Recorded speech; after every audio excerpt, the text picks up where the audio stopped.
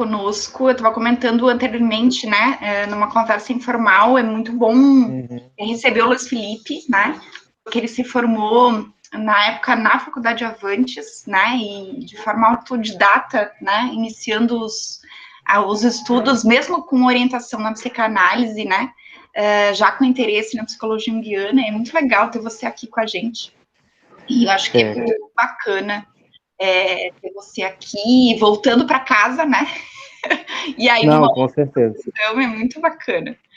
É sempre bom. Eu acho que é legal só a gente poder pensar a questão do áudio, mas que bom, Cante, você nos localizar aqui com a questão do som, e aí a gente vai ajustando. Queria, antes de passar a palavra para o Luiz Felipe, passar a palavra para o Leonardo, né, que está aqui na mediação também, e fez o convite, inclusive, para o Luiz Felipe. Contigo, meu querido Leonardo. Vai lá. Bom dia a todos que estão aqui hoje, de manhã, cedinho, sábado, bem animados, bem felizes. Hoje a gente tem o nosso segundo dia de início. Já queria estar agradecendo a presença do Luiz Felipe, que sempre é muito solícito, muito parceiro, né? E é legal o Luiz Felipe aqui, porque igual a gente estava comentando, ele chegou quando ele estava na Uniavan, era tudo mato, né, Jung, né? Ainda Poxa, roubasse a minha fala. Eu ia falar, quando eu cheguei, era tudo mato, galera. Poxa, vacilo, Leonardo. Foi mal, cara, foi mal. A gente já teve a oportunidade de trabalhar uma vez, né, Luiz Felipe, no projeto de orientação profissional para estudantes de graduação em psicologia, que foi muito legal também. Tu comentou um pouquinho sobre essa história, por isso que a gente está brincando aqui. Mas seja muito bem-vindo, estamos muito curiosos aí para saber o que você vai compartilhar com a gente hoje. Então vamos lá, né? Deixa eu me apresentar novamente, né? Primeiro, né, agradecer essa galera aí, a Elis, né? Mora no meu coração enquanto professora, né? Uma pessoa muito especial, assim, né? Como a gente estava falando previamente. Né? Opa, escorregou aqui o celular. Alguém muito especial, assim, né? Que participou da minha banca lá do TCC, né? Viu muito da minha... Começar da minha trajetória profissional, né? De vez em quando, né? A gente, né? Dá uns gritos, como fala ela, né? A gente manda um WhatsApp e tal. O Leonard também, né? Acabei conhecendo ali naquele contexto que ele citou, né? Não, e realmente, né? Não literalmente, né? Porque não tinha mato, mas realmente eu cheguei na Avantes, era tudo mato, assim, ainda mais se tratando de Jung, né? Teve alguns desafios, né? Era mais toda a vida, né? Autodidata. Eu estudo Jung já, né? Faz mais ou menos uns 14 anos, né? Um pouco antes de eu entrar na faculdade, né? E de lá pra cá não parei, assim, né? Vamos tentar fazer uma apresentação pessoal, né? Sou psicólogo, né? Atuo na clínica, né?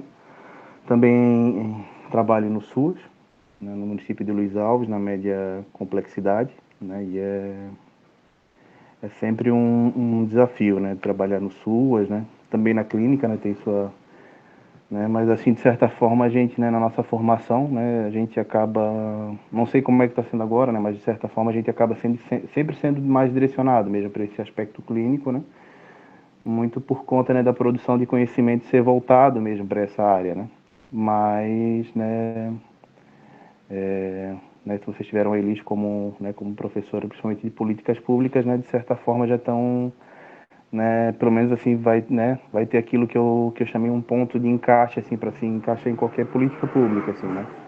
Depois, né, realmente é busca pessoal, né, e desafio do dia a dia, né.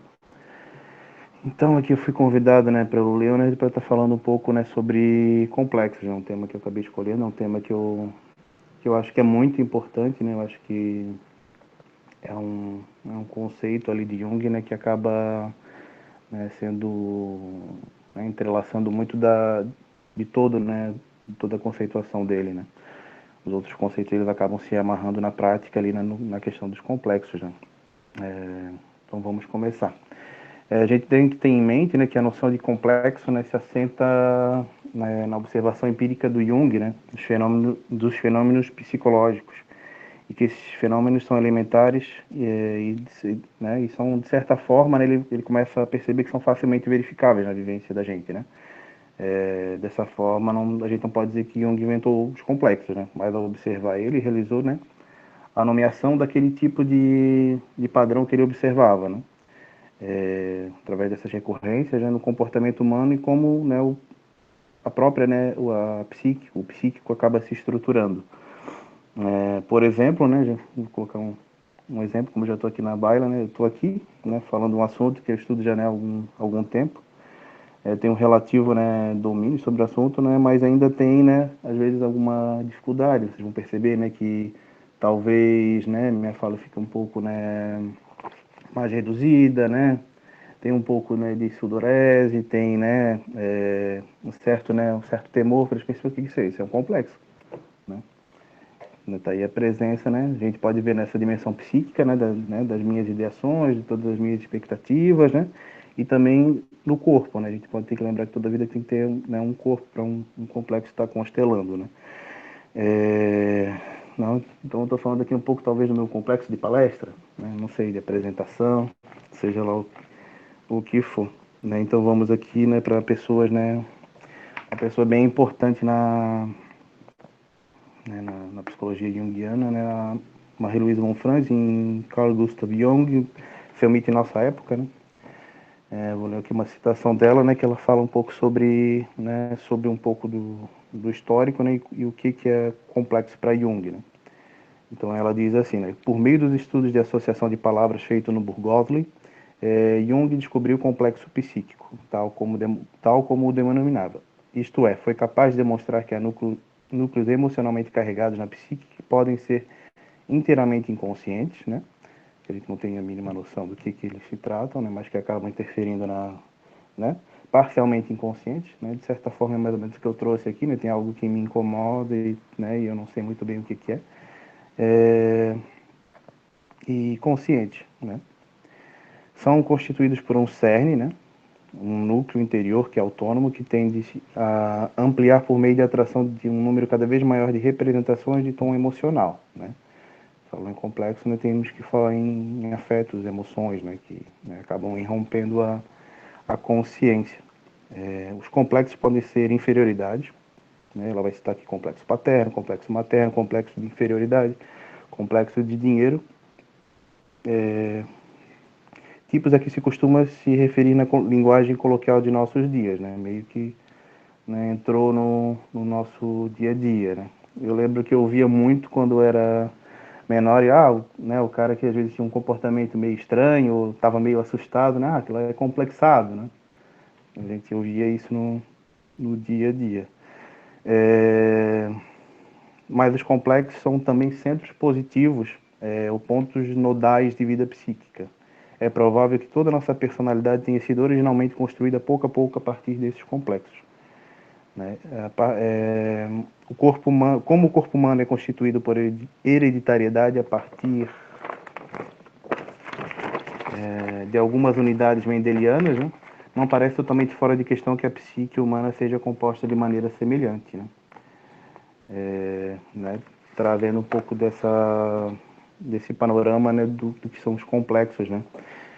Vou trazer uma citação também de Natureza da Psique, né? Um livro do Jung muito bom ali. Eu gosto muito né? Me impressionou muito quando eu li esse livro, né? A maneira como Jung se coloca ali, né? A gente vê o quanto, né, a psicologia junguiana tem né, de científica, né? Ele relata ali, né? Hoje em dia podemos considerar como mais ou menos certo que os complexos são aspectos parciais da psique dissociados, né? A etiologia de sua origem é muitas vezes chamado trauma, choque emocional ou coisa semelhante que arrancou fora um pedaço da psique, né? A gente tem que toda a vida também ter em mente esse aspecto, né, de algo que, de certa forma, causou um evento, né? Uma das causas mais frequentes é, na realidade, um conflito moral cuja razão última reside na impossibilidade aparente de aderir à totalidade da natureza humana. Esta impossibilidade supõe pressupõe uma dissociação imediata, quer a consciência do eu saiba, quer não. Regra geral, há uma inconsciência pronunciada a respeito dos complexos, e isto naturalmente lhes confere uma liberdade ainda maior, né? E aqui ele está falando, né, da questão do, né, o que ele já trouxe aqui, né, que o complexo, né, é um pedaço, né, da psique, que às vezes, né, que acaba se reorganizando, né, num núcleo, né, aquilo que, não sei se algum outro autor fala, mas assim que eu vejo que é como se fosse um eixo temático, né, que tem uma tonalidade afetiva, né, às vezes, né, um núcleo arquetípico, né, que vai estar dando mais ou menos um contorno, né, e a gente tem que lembrar que esse contorno, né, ele é um contorno humano, né, mas é conflitante com a nossa noção de eu, né, principalmente quando esse complexo tá inconsciente, né.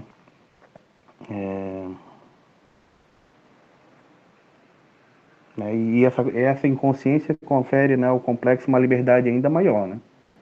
Assim, quanto mais inconsciente ele está, mais autônomo e menos a gente, né, por ser inconsciente, a gente acaba não percebendo, né. A gente tem que lembrar que inconsciente para Jung, né, lembrando aquela entrevista que ele dá, inconsciente é inconsciente mesmo, tu não sabe, né, não sabe, é algo que realmente tá não consciente. Vamos continuar aqui, né. Em tais casos, a sua força de assimilação se revela de modo todo particular, porque a inconsciência do complexo ajuda a assimilar inclusive o eu, resultando daí uma modificação momentânea e inconsciente da personalidade chamada identificação com o complexo.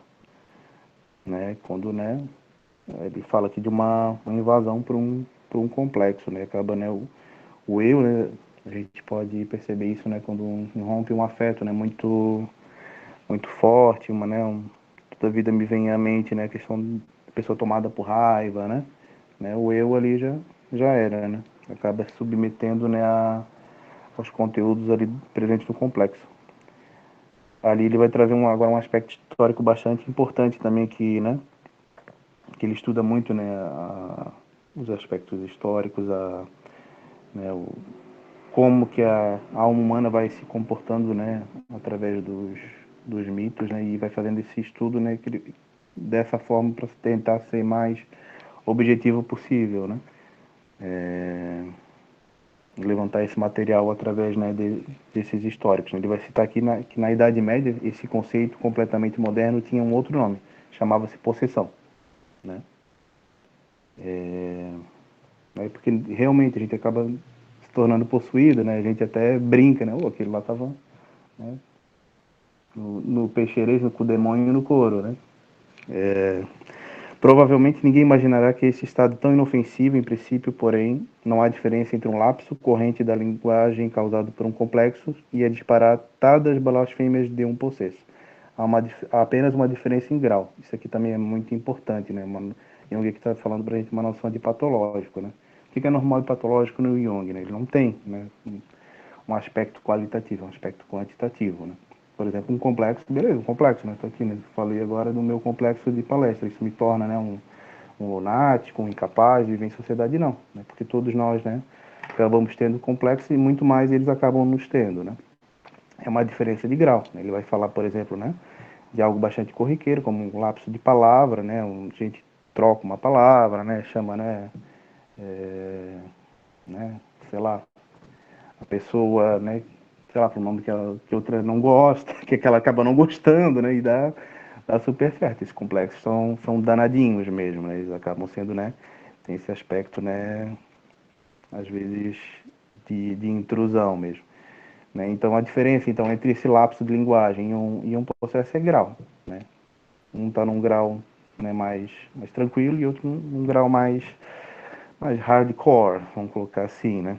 Ele até cita um exemplo, não necessariamente de complexo, mas assim, sobre essa noção de normal e patológico para Jung, né? Igual, por exemplo, um cara lá que tem, né, tem dotes artísticos, né, e tá lá, né, no ateliê dele, faz tudo, né, uma vida até desregrada, mas funciona, né, consegue se manter, consegue, né, ter uma vida em sociedade, mas coloca esse camarada para trabalhar num banco, né, que exige lá aquela, né, vai ser taxado de louco, né, Não sei, né? E quantas das vezes a gente acaba não se deparando isso, né? Às vezes as pessoas, né, são entendidas, né, como casos patológicos, muitas das vezes, né, recebem um diagnóstico, quando na realidade, né, é algo só de diferente, às vezes que está deslocado, né? Isso que realmente me encantou mais no Jung, esse respeito, né, pela, pelo fenômeno humano. Eu acho que isso, né, se a gente começa a ter uma leitura atenta, pelo menos da minha maneira, ele respeita muito, assim, né, e todo o esforço da obra dele é justamente para estar respeitando e conhecendo cada vez mais esse fenômeno humano. Né, mais uma citaçãozinha longa aqui que eu vou trazer da Von Franz, né, de Carl Gustav Jung, Seu Mito em Nossa Época. Traz alguns aspectos históricos um pouco mais detalhados. Né? Ela vai falar assim, que as investigações empreendidas por Jung no Burgosli, seus estudos a respeito da associação de palavras, pertencem a esse contexto. Franz Hickling Sr., que estava trabalhando com Gustav Aschaffenburg, na Alemanha, levou os médicos do Burgosli à notícia do experimento ligado à associação feito por Wundt, né? Outro tema bastante importante. Outra coisa também que, assim, agora, né, tô fazendo uma releitura mais histórica do Jung, né? Poxa, o Jung cita direto o Wundt, né, e ele não tem tanta, né, relevância na academia, né? E a gente aprende lá, né, na história da psicologia, né, que lá Leipzig, Wundt fundou, né? E realmente ele utiliza, né, um teste que é derivado, né, dessa escola, né? Ele mesmo alimentar a esperança de poder descobrir possíveis lesões cerebrais por meio desse uso. Jung adotou esse experimento com entusiasmo, mas ele fez modificações radicais. Para ele, o experimento representava a possibilidade de demonstrar a presença, a influência e a estrutura daquelas almas parciais, por ele então denominadas complexos de tom emocional. Aliado a Hickling, Frederick W. Peterson, Charles Hickscher, J.B. Lang, Ludwig Binswanger e outros, iniciou um trabalho experimental mais amplo que possibilitasse identificar tipos diferentes de reação e semelhantes reações, bem como tipos de enfermidades, bem como desenvolver a avaliação jurídica desse experimento para usá-lo no diagnóstico de fatos, né? Isso aqui é algo bem interessante, né? Que, né, esse teste de associação de palavras que Jung fez com essa galera aí, né? E ele também foi utilizado na época lá na Suíça, né, como um protótipo de um detector de mentiras, né? É muito interessante isso. Então, Jung encontrara finalmente nesse trabalho uma sólida base experimental científica para suas percepções intuitivas acerca do número 2 das pessoas, isto é, a atividade autônoma do inconsciente. Né? Esse livro, né, recomendo muito vocês lerem. Jung e Seu Mito em Nossa Época vai estar, né, tratando justamente daquilo que o Jung falava de número 2, né, que é, digamos, a contraparte inconsciente da personalidade humana. Embora estendesse sua pesquisa desse período ao campo psicossomático, ele nunca considerou os fenômenos corporais concomitantes como causas dos indicadores de complexos, o que seria fundamental para uma interpretação materialista dos complexos. Para ele, as reações físicas eram fenômenos concomitantes e jamais viu razões para mudar seu ponto de vista. Né? Outra coisa muito importante, né, que Jung, né, nos fala, né, não só para junguianos, mas para psicólogos, da dignidade do psíquico, né? A realidade psíquica é uma realidade, ela atua, ela tem uma dignidade, ela tem que ser levada em consideração, né? Né, beleza, eu acho que é muito importante a gente avançar no campo das neurociências, né? É uma discussão muito legal, muito bacana. Nossa, né? Depois, né, da psicoterapia e tal, mas assim, a realidade psíquica, ela tá ali, né? Ela é inescapável, ela atua, por mais que a gente, né, que o cérebro seja parceiro ou não nessa nessa nesse fenômeno, né? Mas de certa forma, né, tem, né, essa conexão, né? E ele, né, durante todo a sua obra, né, ele desconhece, né, o que conecta psique e corpo, né? Mas tem esse paralelismo, uma coisa acontece aqui, acontece ali, né? porque nesse contexto histórico era muito, né, se buscava muito, né, até mesmo com esse teste, né, se buscava nas causas orgânicas, né, dos transtornos, né, dos distúrbios à época, né.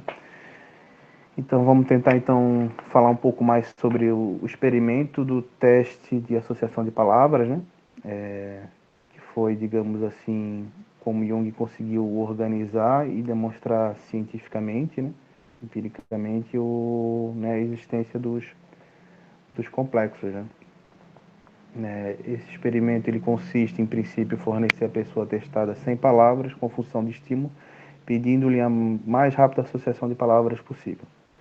A demora em responder, bem como o chamado efeito psicogalvânico, mostram que há vazios nos campos das associações conscientes, por trás das quais devem ser localizados complexos inconscientes. Também é interessante ressaltar que esses testes, né, eles eram muito mais, né, ali, né, se tu pensar na escola de Wundt, era muito mais uma escola que buscava entender como funcionava a consciência, né, e como ela se encadeava, né. E quando ocorriam essas falhas, assim, era meio que descartado, porque eles estavam interessados em entender como que a consciência funcionava. Jung, né, foi justamente no aspecto, né, da falha, né.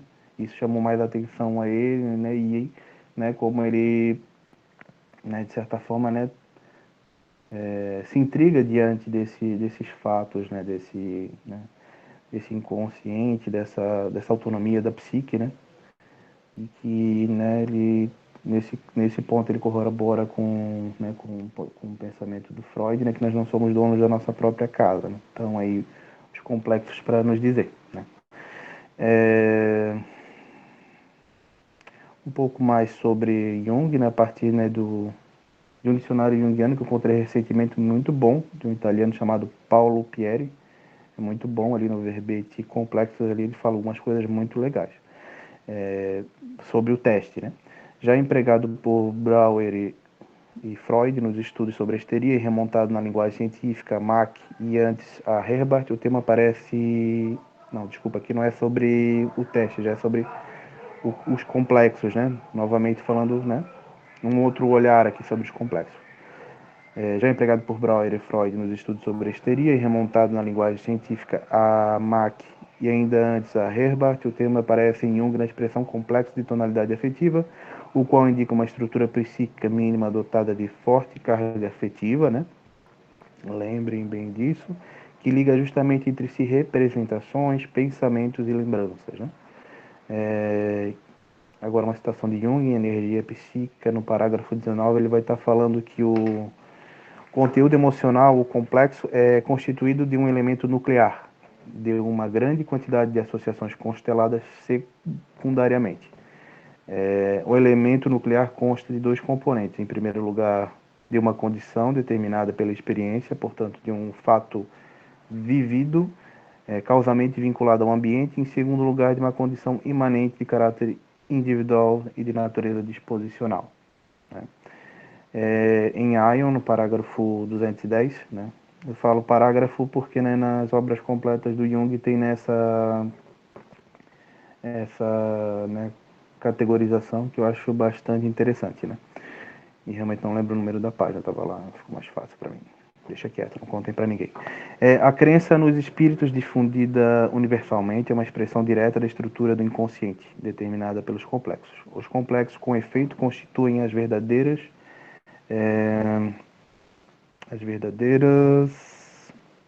unidades vivas da psique inconsciente, cuja existência e constituição só podemos deduzir através deles.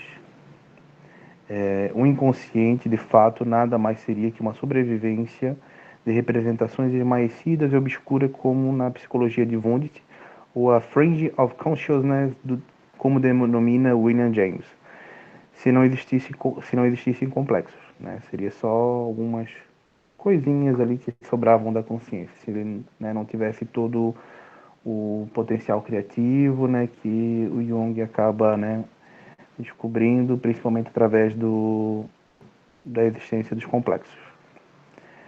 Freud foi o verdadeiro descobridor do inconsciente psicológico, porque pesquisou esses pontos obscuros ao invés de colocar eles de lado.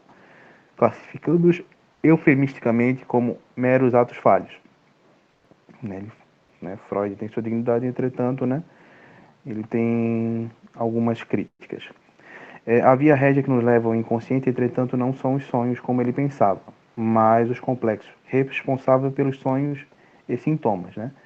É muito interessante que quando a gente dorme à noite, a gente está sonhando com complexos. Então lá nossos complexos, lá, a gente está batendo papo com eles. Tem o complexo do eu, que somos nós, um pouquinho mais à frente a gente vai ver que o eu também é um complexo, e de certa forma a gente retoma aquele ponto de que o complexo é como a psique acaba dando as caras, principalmente como o inconsciente dá as caras para nós. Entretanto, não só os sonhos, como ele pensava, vamos completar, papapá. Mesmo assim, essa via quase nada tem de régia, visto que o caminho indicado pelos complexos assemelha-se mais a um atalho áspero e sinuoso que frequentemente se perde num bosque cerrado, muitas vezes, em lugar de nos conduzir ao âmago do inconsciente, passa de largo a ele. O inconsciente se mostra, mas também se esconde. Aqui eu vou trazer um outro autor, um autor brasileiro, até estou fazendo uma formação agora com ele, é o pessoal lá do Ceará, de uma pegada junguiana bem raiz, vamos colocar assim, É uma citação aqui do Heráclito Pinheiro, Psicologia Junguiana, uma introdução. Ele vai falar que sua teoria, coloca entre aspas, dos complexos é um resultado direto dos experimentos com associação de palavras. O método experimental utilizado era perturbado pelos complexos que assimilavam a disposição experimental. A perturbação, que anteriormente fora registrada apenas como falha de reação, para Jung significou uma de suas mais importantes descobertas empíricas. A principal característica do complexo é a sua autonomia, que pode chegar mesmo a subverter a hierarquia dos complexos da consciência. A gente estava falando ali do exemplo da pessoa que é tomada por um afeto de raiva. Ali a consciência, bye. Em uma famosa passagem, Jung assevera: hoje todo mundo sabe que as pessoas têm complexos, mas o que não é bem conhecido, e embora teoricamente seja da maior importância, é que os complexos podem ter-nos. Um complexo é uma imagem de uma situação psíquica de forte carga emocional, dotada de poderosa coerência interior, que goza de grande autonomia, comportando-se na esfera da consciência como um corpo estranho, animado de vida própria. Em princípio, não há diferença alguma entre personalidade fragmentar e um complexo. São aspectos parciais da psique dissociados. E que é interessante notar que esse aspecto de dizer que os complexos são psiques parciais denota o fato que eles são o modo como a psique acaba se estruturando, ela se estrutura de modo a se dissociar. Ou como na linguagem, eles se comportam autônomos em relação à consciência, quando o complexo ele é inconsciente, ele tem essa autonomia e ele exerce uma força de influência quando ativado, ou como na linguagem junguiana, quando um conteúdo inconsciente dá as caras, ele é constelado, ele aparece ali, ele vem da noção de que a psique se dissocia e é possível entender que se trata de uma pluralidade de manifestações que se organizam e se reorganizam em torno de núcleos afetivos temáticos que vão dar o tom da experiência psíquica humana. Mais uma citaçãozinha, galera. No dicionário junguiano, lá do italiano Paolo Pieri, acho que é italiano, agora fiquei na dúvida. O caráter afetivo do núcleo complexual atribuído ao complexo insere-se no chamado esquema corpóreo e, ao mesmo tempo, indica suas raízes instintivas arquetípicas. Nesse sentido, o complexo revela uma natureza coletiva que, pelo fato de ser predisposição específica da espécie humana, libera uma função infraestrutural em relação à experiência irrepetível e singular do homem. Os complexos, como tem esse núcleo arquetípico, dão realmente os contornos, que o ser humano se comporta do jeito que ele se comporta. A gente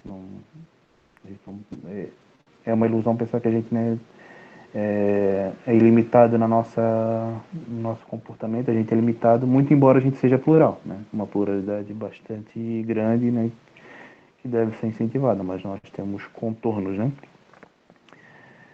E aqui, né, nesse trecho, né, tem as considerações globais a respeito do complexo, sendo a estrutura onde estão entrelaçados por meio da tonalidade afetiva, né? O afeto que se manifesta corporal e psicologicamente, bem como na natureza individual e coletiva do indivíduo. Sendo assim, é o funcionamento do complexo que caracteriza, né, o psiquismo humano enquanto humano, dado o fato que as raízes arquetípicas desses denotam um aspecto formal e vazio do arquétipo, que dá limitações no comportamento padrão do ser humano. Né? A gente está tocando aqui no arquétipo, não é bem o tom, mas o arquétipo, né, para Jung, ele, na verdade, ele não tem conteúdo em si, né? Ele é um aspecto formal e vazio, né? Ele é uma predisposição, né, a uma possibilidade de comportamento, e é isso que vai estar, né? E também, né, mais ousadamente, acho que é em arquétipos de inconsciente coletivo, ele vai dizer, né, quando ele é confrontado, tá, mas tua teoria dos arquétipos não concordo com isso, mas os arquétipos nem existem, na verdade, ele fala, né? Que é só um nome para algo que ele consegue inferir, né, através da observação, né, da regularidade, né, dos comportamentos humanos, mas o arquétipo em si ele não existe. Não tem uma existência factual. Né? Tem ali, né, que a gente consegue inferir ali, as imagens arquetípicas, né, que a gente observa ali na cultura, né, nos mitos, né? A gente consegue observar os complexos, né, através do teste, através da nossa prática clínica, né, através de observar, né, eu aqui palestrando, né, perdendo, né, às vezes nos conteúdos, tendo essas ideias legais também para estar falando, para estar trazendo, né? Isso são, né, são manifestações do inconsciente, mas o arquétipo está indisponível. Né, a gente vai falar então agora sobre um outro complexo, né, que é o complexo do ego, né? Tem que se lembrar que o ego também é um complexo, já que o ego se estrutura de igual forma, um conjunto de imagens e coerente com a noção de eu, né? Esse é o, digamos, o afeto do ego, né? A noção de eu sou eu, né? É o complexo do ego, né? O Jung vai tá falando, né, sobre que ele é semelhante, né, ao homem que tem uma faca, né? Ele troca o cabo, troca a lâmina dele várias vezes, ainda é a minha faca, né?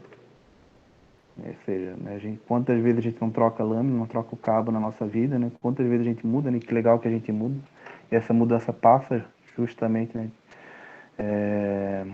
por essa relação com o inconsciente, com essa relação com os outros, né? Porque o inconsciente não é uma coisa que está dentro, mas, né, conhecer o outro, a gente se conhece também, conhece o outro e muito massa, é tudo relação, muito show, né? A gente acaba trocando, né, muitas vezes do cabo e da lâmina dessa faca, né? E a gente vai se reorganizando, né? A gente vai se readaptando, a gente vai, né, se reencrencando também. Então, uma citação de novo da nossa querida Von Franz, né? A nossa sapiente Von Franz, ela fala assim: seja como for, o ego consciente do ser humano é um mistério indevassável, por mais familiar e subjetivo que ele nos pareça. Ele se afigura como um complexo, isto é, um núcleo psíquico de ideias carregadas de sentimento. Aqui nosso sentimento de identidade está vinculado no começo da juventude, mas que perto do fim de nossa vida, isso fica cada vez mais distante. Jamais podemos ver objetivamente nosso próprio ego, ou, se porventura ouvirmos, o faremos a partir do seu reflexo via inconsciente. Né? A gente, ao confrontar esses conteúdos inconscientes, é uma maneira de a gente estar se enxergando, né? É um espelho, né? A gente também se vê dessa forma também na relação analítica, né? O analista acaba servindo como um espelho, né? Um espelho dialético. Caiu, levantou. Jamais podemos ver objetivamente nosso próprio eu, Ele espera, isso aqui eu acho muito bonito. Espera o avião passar, patrocínio da Latam. Então, Melhor, vai falar sobre o ego, né? Que ele desperta das profundezas toda manhã e reflete o mundo exterior diante de nós em imagens interiores. É o centro e o sujeito de todos os atos pessoais conscientes, de todos os esforços e realizações voluntárias de adaptação, né? E a gente fala muito inconsciente, inconsciente coletivo, arquétipos, complexos, né? Mas a aposta da psicologia junguiana é na consciência, né? Que só com uma consciência, com um ego bem estruturado, que a gente acaba conseguindo, né, confrontar o inconsciente, né, e cada vez ser mais conscientes, né? Não é se jogar no inconsciente, nem coisas do tipo, né? É fundamental o entendimento da noção do funcionamento do complexo, pois é com este funcionamento que lidamos diretamente na prática, né? É isso que a gente acaba sabendo como, né, como esse fenômeno se comporta, isso é algo bastante importante. Tornar o inconsciente consciente, né, proposta fundamental, né, para o trabalho analítico, perpassa justamente por essa relação mais amistosa com os complexos, né? E a gente só consegue isso, né, através do confronto com o inconsciente, né, de estar face a face, né, em suas mais, né, essa relação mais amena, né, em suas mais variadas formas, né? Ou ainda no que o Jung ali na prática da psicoterapia, ele vai estar, né, uma passagem que eu acho muito, né, que fica gravada assim, né, no meu coração assim de maneira profunda, né, que ele, né, de certa forma, né, vamos colocar bem entre aspas aí o ideal, né, de homem, não sei, né, um ideal da análise, né, do processo como um todo, né, que ele diz assim: o que eu viso produzir é algo de eficaz, né? É produzir um estado psíquico em que meu paciente comece a fazer experiências com seu ser, um ser que nada mais é definitivo nem irremediavelmente petrificado. É produzir um estado de fluidez, de transformação, de vir a ser.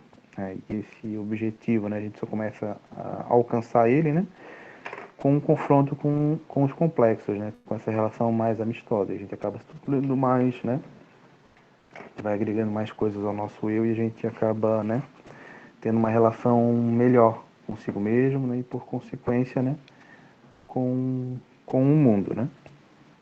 A gente pode estar falando mais alguma coisa.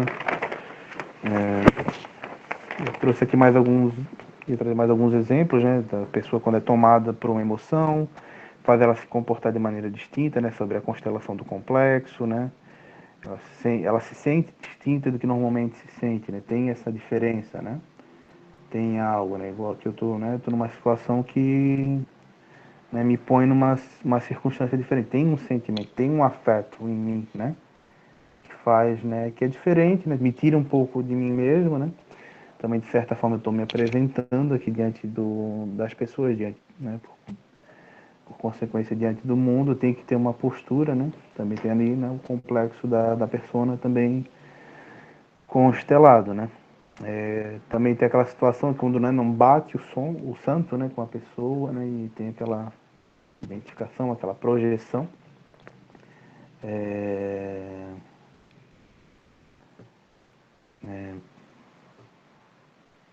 Quando não, né, aquela antipatia automática, né, que não necessariamente tem a ver com a pessoa, né, mas acaba emergindo esse afeto, né? Eu acho que é isso, né? Agora me deu uma enroladinha, mas eu acho que dá para, né, de modo geral, dá para pensar o complexo, que é o modo também como a gente consegue observar direto e indiretamente a psique, né? Como ela se estrutura, funciona e relaciona, é algo que aparece mesmo, né? Por mais que às vezes expresse conteúdo inconsciente que a gente só consegue observar indiretamente. Não esqueçam, inconsciente é inconsciente de verdade. Também, assim, na minha prática cotidiana, lá na assistência social, a gente consegue, né? Perceber, né? Muito, né? Isso a gente tem que toda a vida lembrar, né? Toda a teoria de Jung, ela é muito prática, ela é muito voltada para, né, para coisas do cotidiano. O complexo estão lá, porque tem experiência, né, tem psique. Na verdade, a gente só consegue experienciar o mundo, né? Isso que o Jung diz, através da psique, né? toda a nossa percepção do mundo, ela perpassa pela psique, né? E a gente enxerga as coisas como são, justamente por nós sermos humanos, somos dotados de uma psique, de uma consciência, né? De um inconsciente. E lá também, né?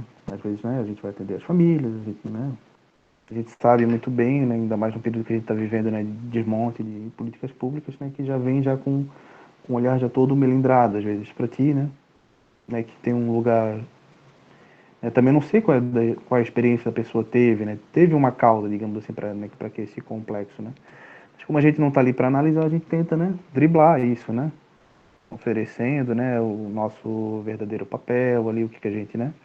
O que a gente tem para estar ofertando, né, com benefícios, acesso a direitos, né? Isso acaba meio que se esmaecendo, mas a gente não confronta. Mas é interessante a gente perceber para que a gente não caia na armadilha, a gente acabe não a gente não caia na armadilha. Se o pessoal aí está fazendo algumas perguntas, eu realmente não estou conseguindo, né, prestar atenção, mas talvez depois a gente consiga retomar. Não sei se vocês conseguem me ajudar a retomar algumas perguntas para eu tentar responder vocês, né? Quando tu concluir, a gente para e vai retornando para as perguntas.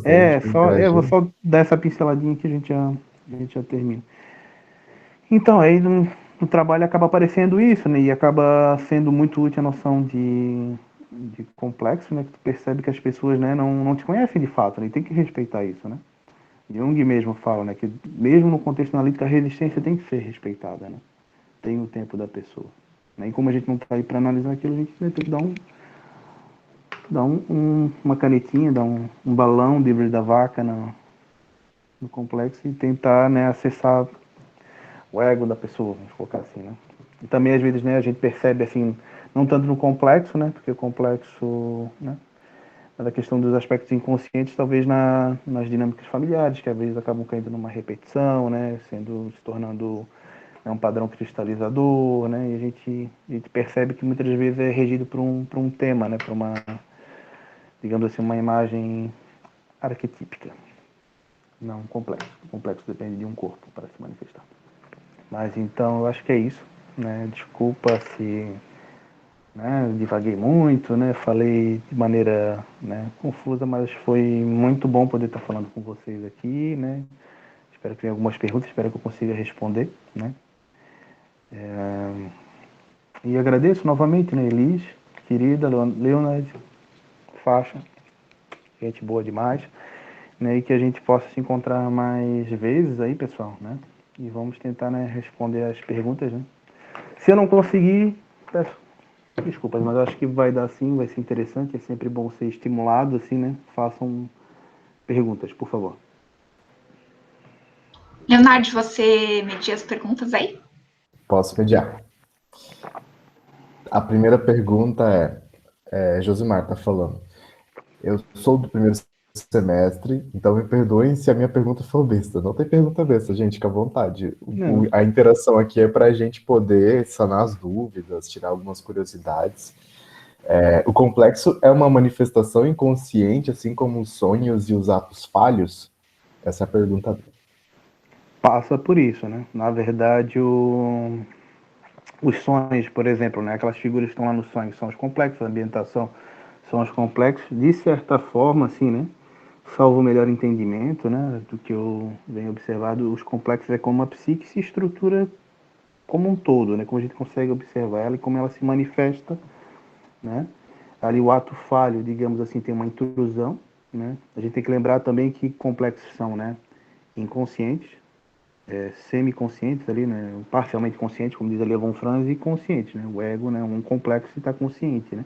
Tem a estrutura de uma estrutura e um funcionamento de um complexo e está consciente. Tem coisas, né, que começam a se avizinhar da consciência, do ego, vão se tornando conscientes e tem os complexos inconscientes, né? Que tá lá no sonho, tá lá, né, nos atos falhos, né? É isso, não sei se respondi. Como é que é o nome do rapaz, né? Josimar, mas não sei se é um rapaz, porque geralmente Josimar é um nome unissex. É? Eu não conheço. Josimar, pessoa Josimar, agradeço a pergunta. Espero ter respondido. A outra pergunta é, a Isadora falou, esse sentimento a pessoa sente próprio dela, eu acho que era quando estavas falando sobre as afetações, enfim. Tu sente em ti, né? Igual, por exemplo, aqui, né, no meu, vamos colocar aí, complexo de palestra, eu que estou sentindo esse temor, assim, né, essa desconfiança, essa dificuldade, né, eu que estou tendo os lapsos, né, talvez isso afete vocês de alguma forma. Poxa, esse cara, né, poderia estar falando melhor. Não, mas que legal, ele dá essas pausas, que bacana, ele puxa uns assuntos nada a ver, que massa, né, ele viaja igual como viaja, né, mas assim, né, posso falar né, do meu afeto, né, não sei se, né, não sente que é algo de fora, como assim? Porque às vezes, né, tem a questão do aspecto da invasão do inconsciente, né, o complexo às vezes ele invade, ele toma, né, e a pessoa sai fora de si, né, e também de certa forma uma psique reage a outra, né, se eu estou em relação com outra pessoa, né, constela um complexo ali, constela um complexo de lá e, né, vamos sair na trocação lá fora, né, ou, né, vamos, né, conversar, né. Também é importante, né, que eu falei ali da antipatia, tô falando um monte de coisa ruim do complexo, me desculpa. Né? Também tem coisas boas, né, quando eu tenho um fascínio que exerce, né, igual quando eu conheci lá eles, nossa, que professora maravilhosa, né, e só se confirma cada vez mais, realmente a pessoa é maravilhosa, mas quando, né, a gente vê lá aquele cara, nossa, super talentoso, isso tem algo de teu, né, que, né, por exemplo, o guitarrista lá tá fazendo um solo de graça, não significa que, né, tu vai ser o guitarrista, mas talvez algo da criatividade, algo, né, daquela postura que ele tem, né, é muito por aproximação. Isadora, não sei se eu respondi, né, se não faça mais uma pergunta. Acredito que sim, tá agradecendo aqui. O Eu que Celso também, agradeço pela pergunta. o Celso também está comentando que ele gostaria de entender melhor a frase: os arquétipos não têm existência factual. É que não tem. É... Poxa, eu estou no celular agora, senão eu ia até trazer a citação do Jung, né? Que ele é, né, isso é mais, digamos assim, do perfil epistemológico do Jung, né? Que ele não, né? Que principalmente quem discute, quem traz essa discussão muito forte é o Heráclito, né? Que não é uma teoria, é um nominalismo culto, né? Mas assim, é porque ele começa a observar que tem uma frequência, né? Tem uma estruturação, ele vai utilizar muito, né, da antropologia, da história, né? Para perceber que tem determinadas características, né? Por isso que os arquétipos, né, são o contorno dos comportamentos humanos, porque ele vai percebendo que tem coisas que vão se repetindo de forma estrutural. Tu não consegue ver aquilo, mas tem, né, uma repetição. Igual, por exemplo, né, da imagem arquetípica do herói. Né? A gente tem que também ter muito claro, né? Porque às vezes Jung coloca na obra dele, ele está falando de imagem arquetípica, ele fala arquétipo, né? Mas é porque está subentendido, porque ele, né, talvez no parágrafo anterior ele falou, mas, né, tem que ter essa distinção. Imagem arquetípica, por exemplo, a gente vai pegar o Hércules, né? E o arquétipo, o herói. O herói, né, é uma figura vazia. O que é herói? Herói, né? Herói, né?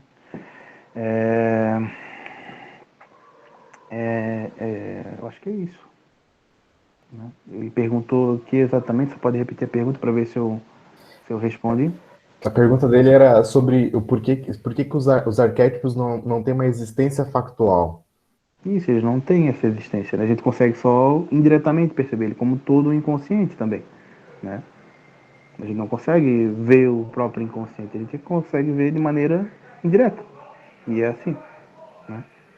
É por isso que é tão importante a gente, né, ver esses experimentos de Jung e ver que, nossa, né, realmente é um avanço muito grande, né? Perceber ali a existência dos complexos, né? Porque se a gente, né, pegar e agora parece introspectar, a gente vai, né, no máximo chegar ao fundo do ego. Não vai ver inconsciente, né? A gente tem experiência, a gente experiencia consciente a partir, né, do ego onírico, né? Ali mergulhado nos sonhos, mas de maneira direta, não.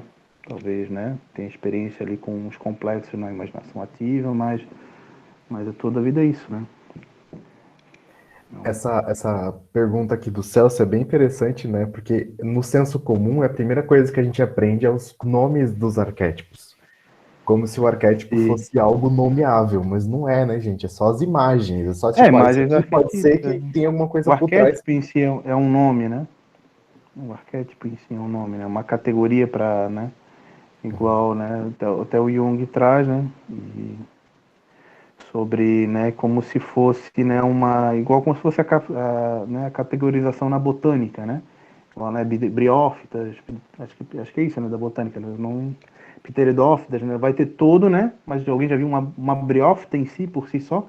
Não, é uma característica, né? O arquétipo é isso, ninguém viu um arquétipo. Né? Tem uma planta que tem aquelas características, né? Mas ela é, sei lá, não sei, uma lá que produz frutos e tal, né? Tem aquela categorização, mas ela não é aquilo, ela é uma árvore, né? Sei lá, uma goiabeira. É um pouco complicado, mas é assim que ele, né, consegue construir a psicologia dele. Tem uma outra pergunta aqui. David ou Davi, o que é o místico na teoria de Jung? Um místico. Pois é, né? Realmente ele é uma coisa que ele é taxado muito, né? E né, ele até chama, né, essas pessoas textualmente de idiotas, né? Que né, não tem muita paciência para com isso. Mas talvez, né? A própria questão do mistério, do inconsciente, ele é um mistério para nós, né? Mas o que é místico, né? Eu não consigo trazer a minha memória se ele trabalha isso diretamente. Cara, ele perpassa toda a obra dele, né? Ele vai lá, ele vai estudar alquimia, né, cara? Alquimia, né? Tem ali, né, se tu for ver, tô até com um livro ali atrás ali de magia, tudo, mas, né? Não é essa a proposta. Ele vai trabalhar com o psicológico, né? Não e por si só, né?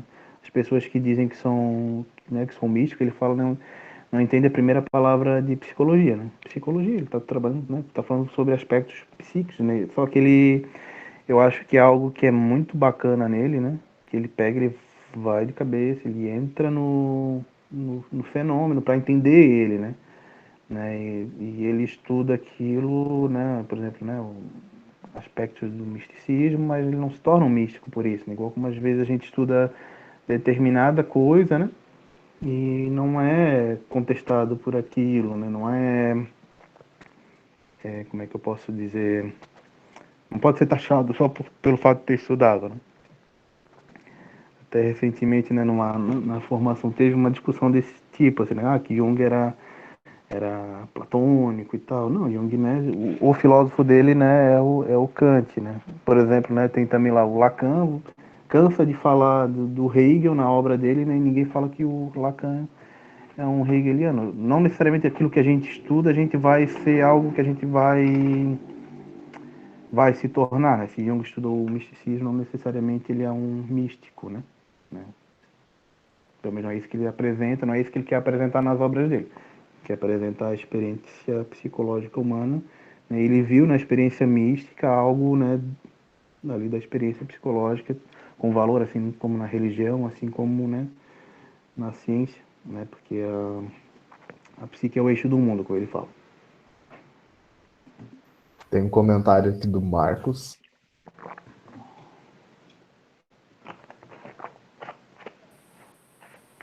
Valeu, Davi. Não Davi, fenômeno em si. David, né? Não sei se entendeu, não consegui talvez encarar de frente a tua pergunta por um pouco de desconhecimento, mas assim, trazer um pouco da postura do Jung com relação a essa temática. Aí teve outra pergunta ali que eu acabei esquecendo. Eu acabei, acho que eu estava falando aqui, mas minha internet tinha travado. Uhum, Eu falei que o Marcos fez um comentário ali, né? Assim como em física, quando você descreve um fenômeno, o que você uhum, afirma é uma descrição e não um fenômeno em uhum, si. Na psique é igual, uhum, né? Acho que uhum. Jung vai trazer assim, é só um nome, né? Não é que é só um nome, na verdade, né? A gente não pode, né, cair nesses dias até, né, numa discussão realmente, né? Se a gente fala que é só um nome, a gente cai num nominalismo radical, não é isso, né? Mas, mas de certa forma é uma maneira de classificar o fenômeno, né? E, então. Vamos lá, que senão eu não vou dar conta dessa discussão agora. Não tenho mais... capacidade. Tem mais uma pergunta aqui. Pode falar um pouco sobre o potencial criativo e sua relação com, acho que com o inconsciente e os complexos? Ah, sim. Total, né? Quebra muito tudo que é criativo, tudo que é novo, né? Tá vem do inconsciente, do rearranjar inconsciente. Claro, com o trabalho, né? Da consciência, mas por si só a consciência não dá conta, né? O novo, inesperado, né? O Jung fala, né? Tudo que tem de mais conservador e mais, né, pioneiro no ser humano está no inconsciente, né? Assim, né? Ele é sempre dual e com certeza passa, né, por uma melhor relação com os complexos, né? Tu vai se tornar, né? Não sei, né? Não sei, vai muito da inclinação da pessoa, se é uma pessoa mais criativa, se é uma pessoa mais formal, né? Mas de certa forma o inconsciente por si só ele já é criativo, ele cria novas possibilidades, né? Beleza? Beleza. Pessoal, mais alguma pergunta? Se alguém quiser fazer uma pergunta ao vivo, também pode erguer a mão e fazer o uso da palavra. Não, dê as caras aí, galera. Constelem aí sua presença maravilhosa.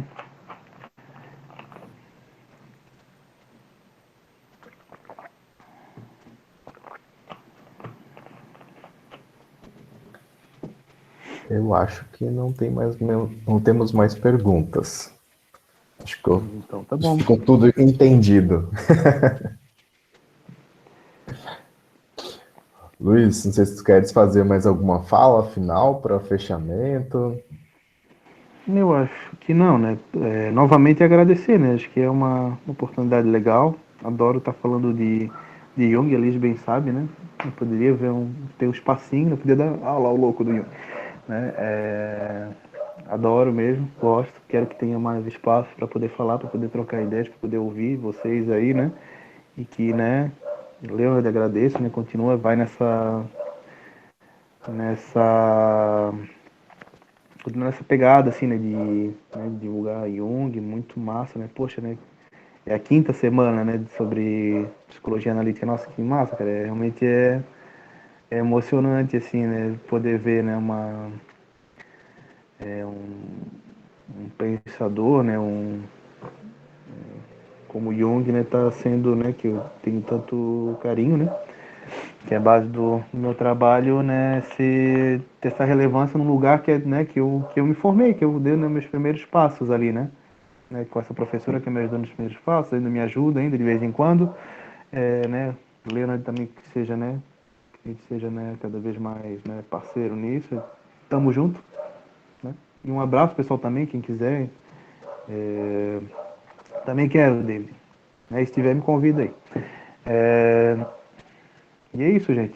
Massa mesmo, muito bom. Gostei muito das perguntas, gostei muito de participar. Abração.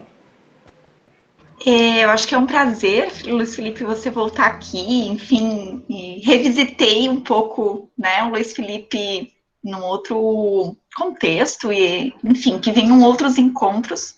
É muito legal estar acompanhando aqui o chat e ver as pessoas querendo mais eventos sobre o Jung, que venham mais encontros, Luiz Felipe. Eu acho que é essa a proposta. A gente está aqui planejando novos encontros com vocês, inclusive, né? Eu acho que é muito legal. Ontem, a partir da fala com o próprio Daniel, eu e o Leonardo estávamos comentando aqui, precisamos de mais encontros e acho que é muito legal poder reunir esse povo que tem estudado Jung e é muito legal ter você aqui. Claro, a gente vai mantendo contato sempre, né? Porque acho que muito mais. Você comentou aqui pela questão da assistência social, mas acho que agora, numa outra ótica, né? De estudar juntos Jung, acho que é muito massa, porque, como o Leonardo falou, quando você iniciou a estudar Jung meio que no escuro, Era no meio tudo do mato, mato. eu acho que é muito legal isso, porque agora a gente já se encontra num outro contexto, né? Estudando Jung, eu acho que isso é muito massa. E fui revisitando um E é muito pouco, bonito. né, esse jeito do Luiz Felipe muito dedicado, assim, muito do sentido de ir para a literatura mesmo, de ir para os escritos, e eu acho que isso é muito legal, o teu jeito de poder, né, expor isso, e acho que é muito legal, muito bom te ver, muito bom você estar aqui, que venham outros encontros. Queria fazer uma proposta, não sei o que o Leonardo acha, da gente fazer um intervalinho de uns 15 minutinhos, e aí até o próprio Jason poder se organizar para estar chegando aqui com a gente. O que vocês acham?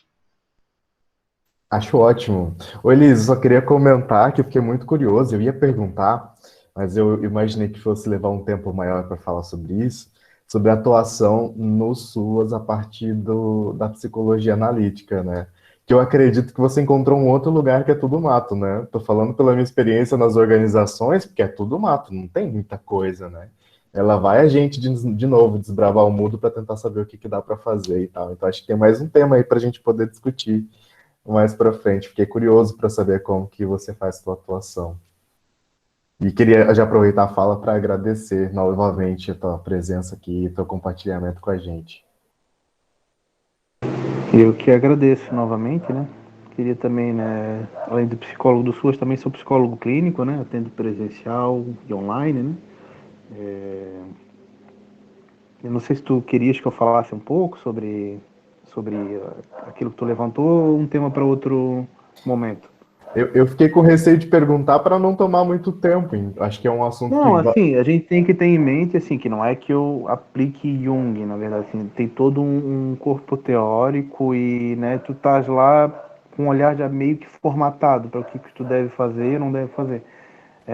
O que o Jung propõe, né, o método, né, em si, ele é voltado, né, para a clínica, né, ele tem toda a vida, né, para não causar nenhuma deturpação, mas também tem esse olhar sobre o que nos acaba, né, trazendo, né, uma formação, nos formata para poder olhar o fenômeno humano, né?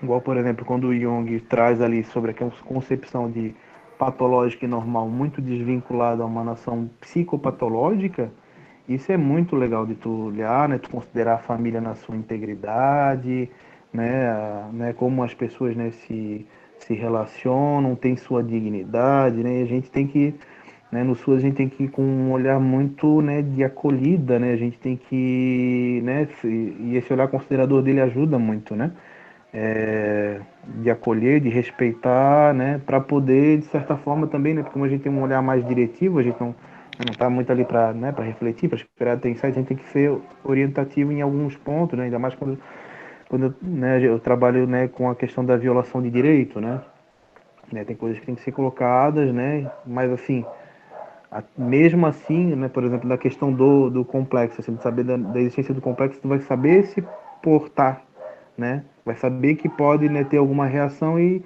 né, não necessariamente vai ter a ver contigo, né, tem uma citação de um colega que, né, vira e mexe, ele coloca no Facebook, não vou saber o autor, mas eu acho ela muito bonita e ela é muito verdadeira, né, que, né, não extremamente verdadeira, mas traz uma verdade, né? Que as pessoas nos amarão, as pessoas nos odiarão, e isso não terá nada a ver com a gente. Né? As pessoas trazem uma história, né? E então a gente está lá, né? É um trabalho muito legal. Quem, né? Passar no concurso e for para suas, cara, vai. Assim, eu passei ali num município pequeno, né? Agora estou com uma companheira que é assistente social também, está começando no SUAS agora e ela, né? Super dedicada, está gostando muito assim da experiência, porque realmente né? E o município pequeno às vezes te traz essa proximidade maior com as famílias, te dá tempo para poder trabalhar, né? Para tu poder ver alguma coisa acontecendo. É muito massa, assim, realmente né? Não é igual né, o do trabalho com a clínica, que realmente, né? Mas é um trabalho muito bom, é muito bom trabalhar com política pública, é um desafio, dor de cabeça, né? Tu passa nervoso, mas é muito bom, muito energizante. Energizante é um ótimo termo, né? Você não sabe que tipo de energia que é, mas... Energia né, de todo tipo, assim, né? Mas, de certa forma, assim, é uma energia que empolga, né? De modo geral, por mais que seja, né? Às vezes, tu depare muito diante de negatividade, né? A gente depara né, tá vendo aqui, eu todo animado falando, mas eu trabalho com, né, com situações, assim, de violação de direito, criança, né, que foi abusada, mulher que foi espancada, né, mas, assim, né, nessa aposta no potencial humano, né, eu também tenho um olhar muito para isso, para o potencial humano de se readaptar. Né? Pode, né, pode dar certo, pode dar errado, mas podemos tentar, né. E é muito legal, fiquei pensando aqui, né? É muito legal a gente poder pensar que talvez uma próxima, enfim, ideia aí, como o Leonardo, a partir da curiosidade dele, foi trazendo, e talvez a gente possa pensar em, inclusive, um próximo encontro para pensar os lugares, né, possíveis de atuação em que a gente possa fazer uma relação com a própria psicologia analítica, que o Luiz Felipe trabalhando no SUAS, né, e encontrando caminhos aí a partir da psicologia analítica, o próprio Leonardo encontrando caminhos aí na psicologia organizacional, né, no contexto organizacional a partir da psicologia analítica. Eu acho que é muito massa, enfim, fica para a próxima, mas eu acho que é agradecer primeiro, Luiz Felipe, porque dá para a gente poder ter uma ideia aí, né, das incursões que você vai fazendo no Sistema Único de Assistência Social, aí no próprio CREAS, com violação de direitos. Eu acho que isso é muito bacana. A gente tem, claro, conversado não a partir da psicologia analítica, mas a partir, né, da própria estrutura das políticas públicas, quando a gente conversa, né. Enfim, e a própria Luiz Felipe vai falando, porque eu tenho um jeito de, né, qualquer coisa as pessoas me gritam, e ele foi lembrando disso. Eu acho que isso é muito legal, porque... Gente, né, pode gritar que ela responde mesmo, assim, é super parceira. Confia, né? Isso, só grita que eu respondo, isso mesmo. E é muito legal os nossos diálogos, mas que venham outros diálogos a partir da psicologia analítica para esse espaço, né? Porque eu acho que é uma outra ótica, eu acho que é muito legal poder revisitar esses contextos de uma outra perspectiva, assim. Então, você pode ficar aqui com a gente, Luiz Felipe, acompanhar aqui o Jason, fique super à vontade. Queria propor, não sei o que vocês acham para a gente fazer uns 10 minutinhos de intervalo. Pode ser? Acho que sim. Jason, pode ser? Pode ser. Isso, o Jason falou que está disponível aqui já, né? Ele já me deu retorno. E a gente faz uns 10 minutinhos e a gente volta com o Jason. Você coloca aí o horário que a gente volta, Leonardo? Coloco.